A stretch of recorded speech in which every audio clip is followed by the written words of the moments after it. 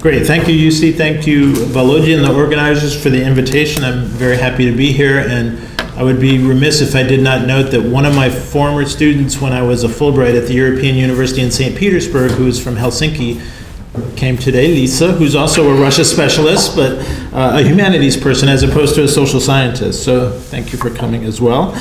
So the paper in the talk is based on one chapter of a book that I've been working on what seems like forever, and hopefully is coming out next year, on Putinism. And this talk in the chapter that it's based on is the 6th out of 8 chapters in the book, and it looks at governance. Okay, so that's what I'm talking about today. So those of you who know the field know that I sort of stole/adopted the title. There's a very famous book called How Russia is Ruled by Misruled, and I'm making two sorts of claims with this choice of titles. So his book was called How Russia is Ruled. My argument is right in the title, right? And so there are two parts of it. First, I'm using the word rule rather than the word govern, and one of Feinstein's students wrote a book called How the Soviet Union is Governed, saying Soviet Union is different from Russia and it's governed, not ruled. I'm actually saying that ruling is more important than governing. And what do I mean by that? I mean that the informal relations and governing or managing the informal networks is actually more important than managing the formal part of the state. So that's why ruling is more important than governing. And the miss obviously means that it is relatively badly ruled. And so one of the questions obviously has to be compared to what, right? So it's relative to a set of expectations about what we might expect the Russian state to be able to do, comparing it to other types of states, right? So that's sort of the reference.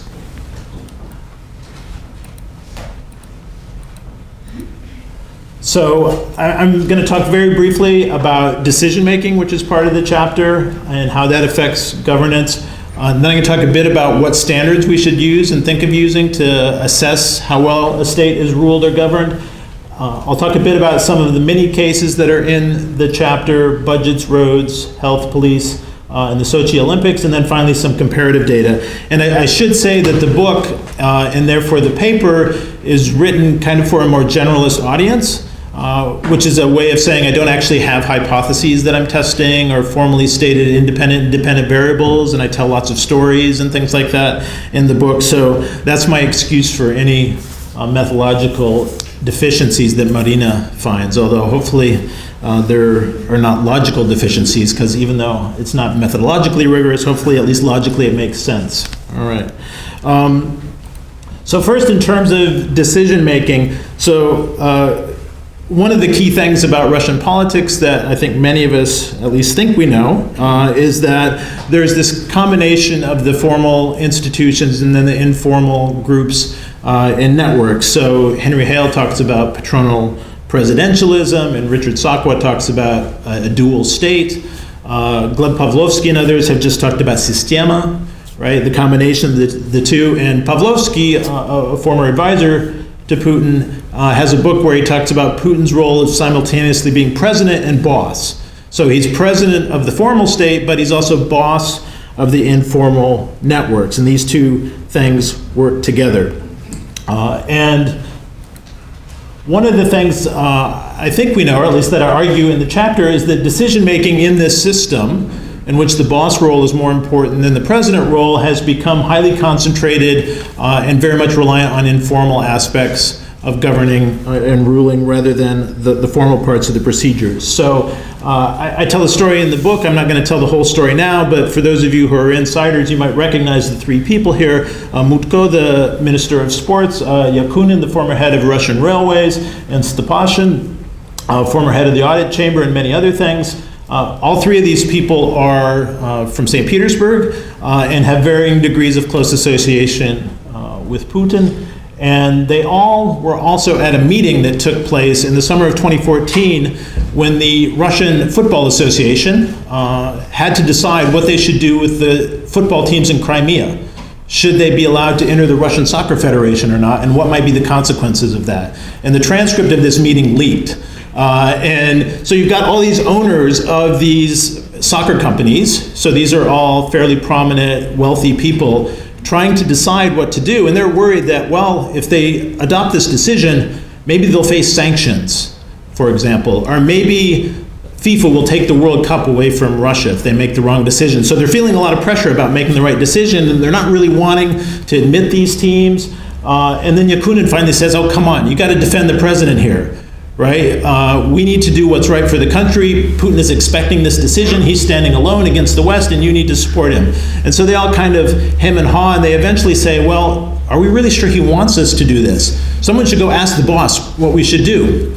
And so I tell this story, and they go ask the boss, and then they decide to admit these 3 teams. But I tell this story because if you think about decision-making in a polity where the soccer association or the football association has to ask the president about a decision about whether to expand the league or not, and then you multiply that times hundreds and thousands of decisions that have to take place every day, you can see how a highly centralized informal system might have some deficiencies in terms of its decision-making process.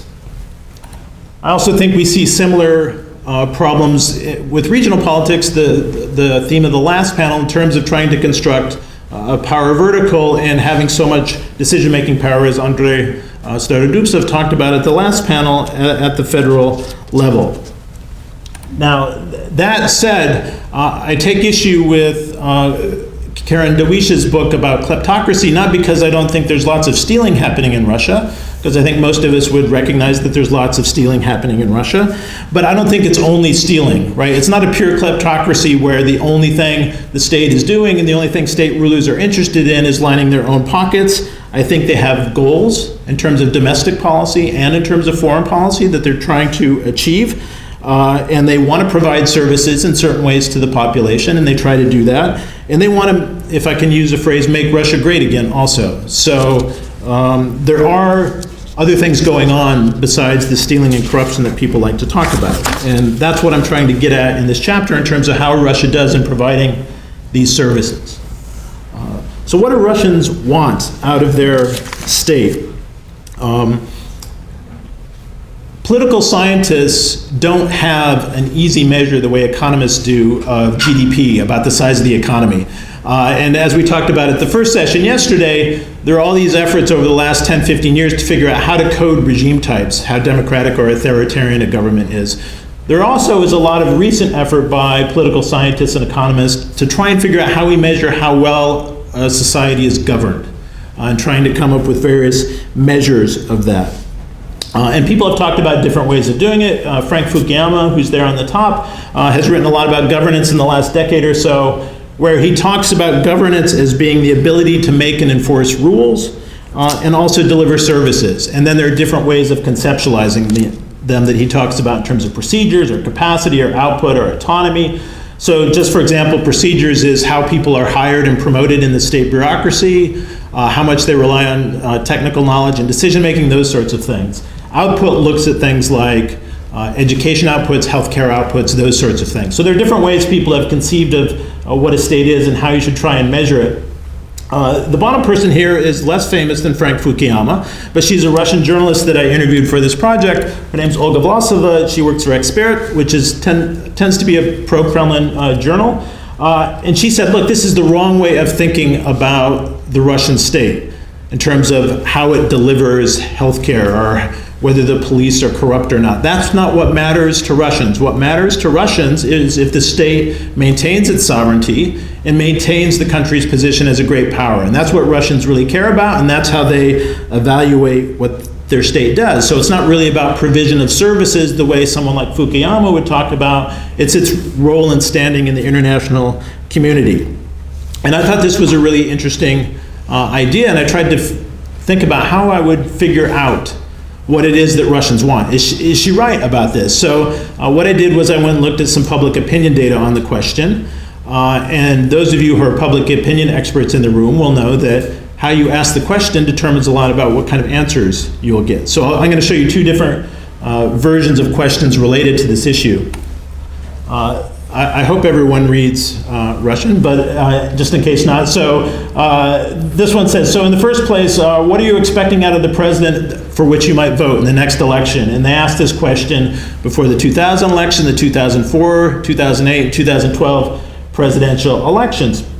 And in most of the 4 times they took this, the number one response was make Russia a great power, a respected great power. That's what they're expecting the next president to do. So this seems fairly consistent with the argument that Vlasova was making about what Russians expect from their government. There are other things there like law and order. Early on, ending the war in Chechnya was something that got a lot of support. Then that became a less important issue. Redistribution of resources to sort of the average person, that also got a lot of support. But making Russia a respected great power got a lot of support. Okay, so this seemed to validate her claim about what Russians want from their government. This one gives, sorry. What is the survey? This is from Levada. It's cited in the paper, I hope, so you can track it down there. So this is a slightly different question from 2012 to 2014.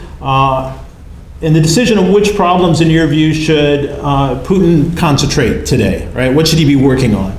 And here the answer is somewhat different. And maybe it's just because of the way the question is worded, but if you look at the 2 that are black, strengthen Russia's position in the international system gets from 15 to 24%, and strengthen the defense capability of the country gets around 20-25%, which is a reasonable percentage, but not nearly as high as economic growth and improving the economy, as introducing order in the country, as fighting corruption, as restoring social justice and improving the life of average people. So if you ask the question not sort of what do you expect from your president, but what do you want him to be working on, it gets to be much more kind of practical kinds of matters that people are thinking about. So that gave me at least some reason to think that maybe I should look at this delivery of services question as well as the sort of Russia standing in the world question.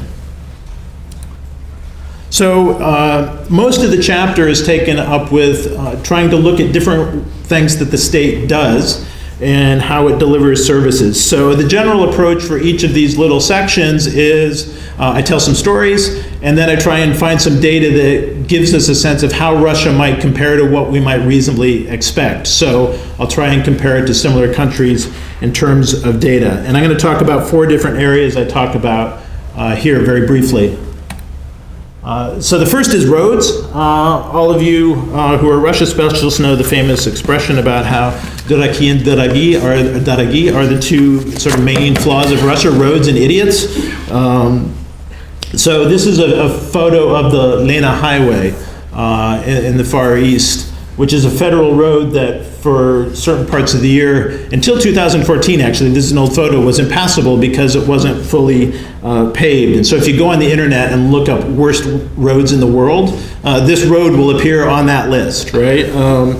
So I look at things like traffic fatalities, the cost of road construction, how high or low it is to build a kilometer of road, corruption in building roads, the pace of building roads, who gets contracts to build roads, all those sorts of things. And I basically come to the conclusion that in the sort of transportation and road sector that Russia is pretty misruled, right? It costs them more than it should to build roads. Traffic fatality rates are fairly high. And the expansion of road building from 2000 to 2015, when the economy was growing pretty well from 1999 2008, actually was even lower than it was under Yeltsin. So in this area, I find not such good performance. Second area I look at is health.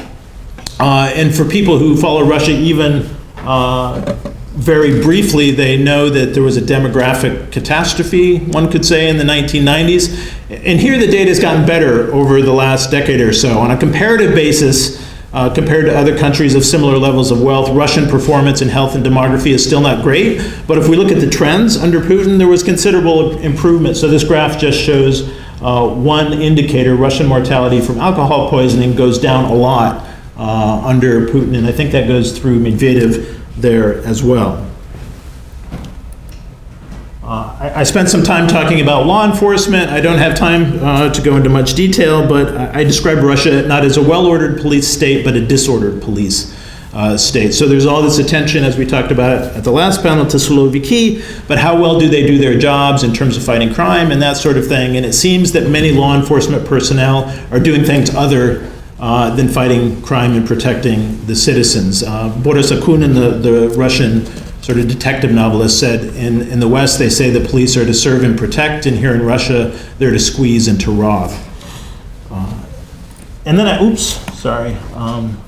well, we're going to miss the pretty picture. There's a picture of Sochi there, and I spent some time talking about Sochi as a case and the $50 billion that was spent there and where that money went and who received it and that sort of thing. So overall, I find a lot of inefficiency in terms of decision making in these areas, some improvements in some sectors, less improvements in other sectors.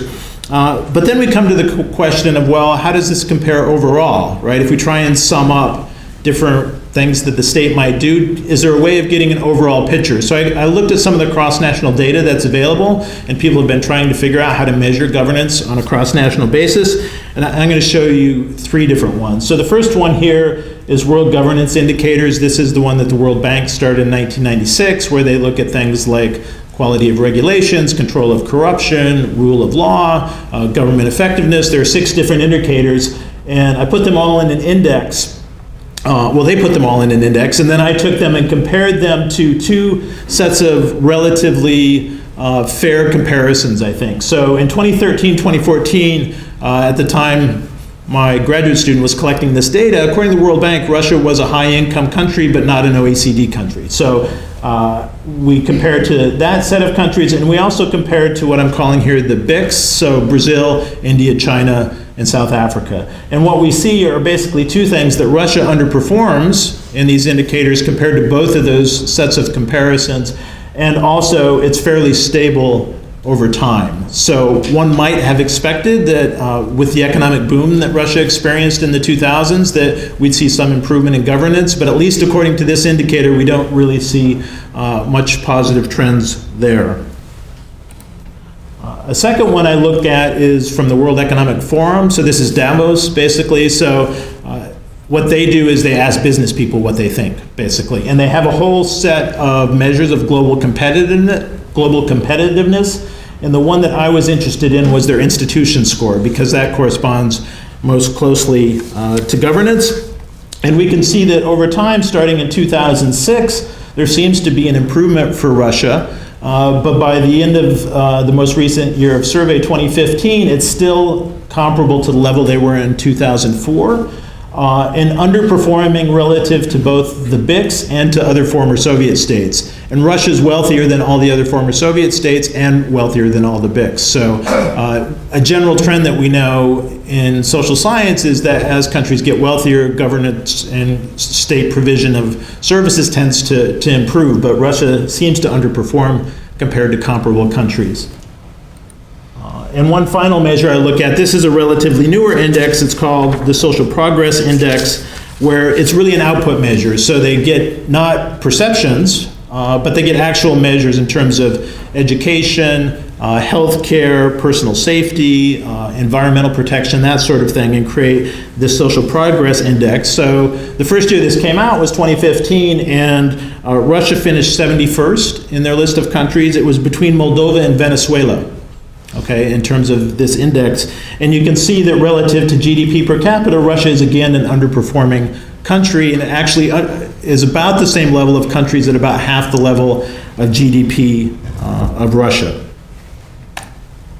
So to conclude, I'm suggesting that Russia is not a normal country, at least in this sense. Okay, so there's a famous article by Treisman and Schleifer called Russia's a Normal Country, and it basically says all this criticism of Russia isn't really on point because it doesn't make sense to compare Russia to Germany or other developed economies. We should compare them to other middle-income countries, which I think is a fair point, but I think when we compare Russia to countries that are similarly situated in terms of level of development, or also post-communist countries, or the BRICS, that Russia actually underperforms in governance even relative to that subset of countries, okay?